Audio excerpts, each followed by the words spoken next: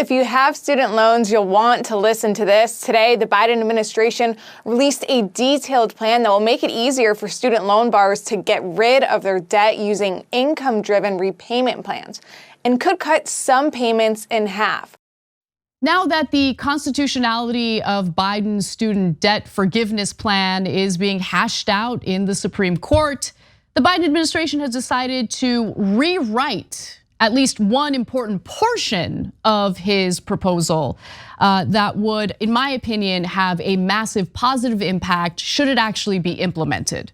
So this is aside from the up to $20,000 that Biden's plan would have forgiven. This is the part that I didn't think received the attention it deserved. We talked about it on the show, but it has to do with the student loan forgiveness plan and the income-based repayment program. That is going to be overhauled by the Biden administration in a good way, but there is a caveat. Stick around for the caveat, it is important, but here are the details. The plan to reform income-driven repayment plans, or IDRs, was first announced in August, but was overshadowed by the Biden administration's blueprint for forgiving up to $20,000 in debt per borrower. But with the debt relief program stopped in its tracks by legal challenges and now headed for the conservative-leaning Supreme Court, the Education Department said it is moving forward with the other part of its plan, which will overhaul the IDRs with the goal of helping lower and middle income borrowers. So let's talk about that a little bit. What would the reforms include? I think the reforms are important. I think they're actually going to improve the lives of student borrowers.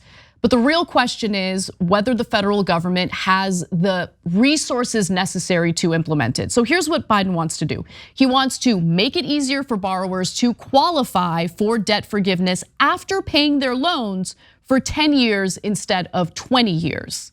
So if student borrowers are paying back their federal student loans for 10 years, at some point, after that, they will qualify for having the entirety of their remaining balance forgiven. Those enrolled in the plan would have their monthly payments cut in half, capping them at just 5% of their discretionary income. Now, prior to the proposed reforms, monthly payments accounted for 10% of the borrower's income. Now, as a result, a typical borrower will save around $2,000 a year thanks to the reforms that the Biden administration is planning to implement. Now, those who earn $30,000 or less per year will not have to make payments on their federal student loans until they are earning more income to be able to make those payments.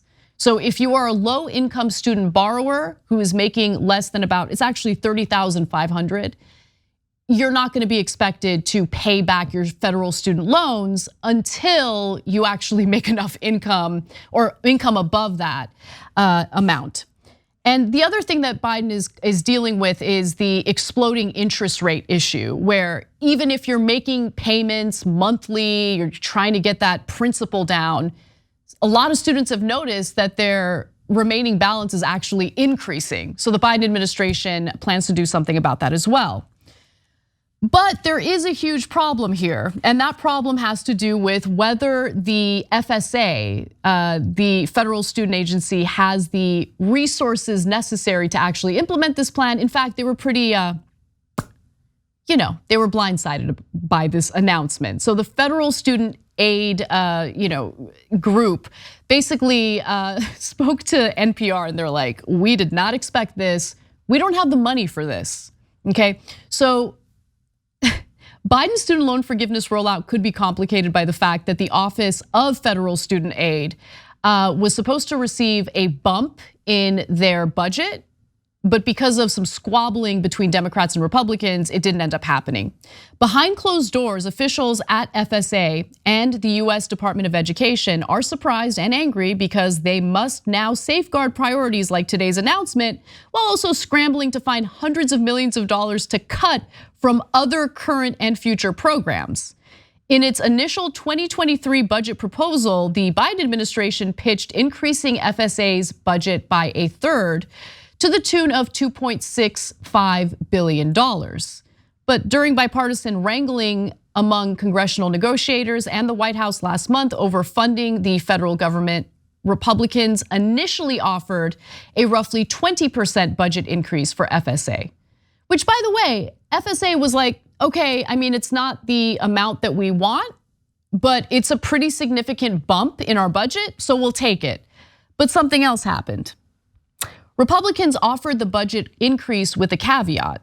And the caveat, known as a rider, was this: the money could not be used to implement Biden's debt relief policy. And so since Democrats didn't agree to that, guess how much of a bump FSA received for their budget this year? Nothing, no increase at all. So that's the issue, right? So the Biden administration makes these announcements, and we're gonna do this, we're gonna do that. But I feel like oftentimes, especially when it comes to the student loan issue, they set themselves up for failure. You gotta cover all your bases and make sure that the federal agency dealing with this issue has the resources necessary to implement what you are saying you want to implement. So I don't know if this is actually really gonna go anywhere, because again, if you don't have the money to actually implement it, you're not gonna be able to implement it. We'll stay on the story.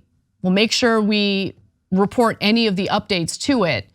But again, if the federal agency doesn't have the resources, there are gonna be delays and all sorts of complications in actually implementing what I believe is an important and good idea here. Thanks for watching the Young Turks, really appreciate it. Another way to show support is through YouTube memberships. You'll get to interact with us more. There's live chat emojis, badges. You've got emojis of me, Anna, John, JR. So those are super fun. But you also get playback of our exclusive member-only shows and specials right after they air. So all of that, all you gotta do is click that join button right underneath the video. Thank you.